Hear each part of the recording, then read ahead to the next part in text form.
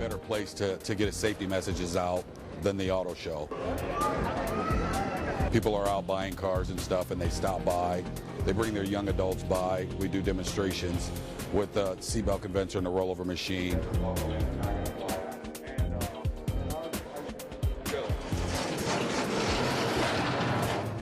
It keeps you in place. Otherwise, I've been chewing on that headboard up there. Wearing a seatbelt is a trained behavior. If children see their parents buckling up, they're going to want to do the same thing. My parents have always told me to buckle up, so it really shows me how important that is. So you can see that adult.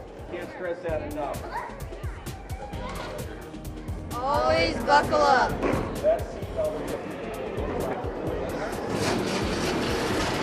I felt like I was being thrown, but at the last second, the buckle was saving me. everybody in that vehicle needs to be properly restrained. It should be out here. Oh, okay. Yeah, it's 5 to 7 miles an hour. Imagine what it'd be like without that seatbelt on. Yeah. Gravity of the vehicle is. What does a demonstration like this show you? How important it is to buckle up, and if you don't, then you're gonna get hurt really bad. And always buckle up.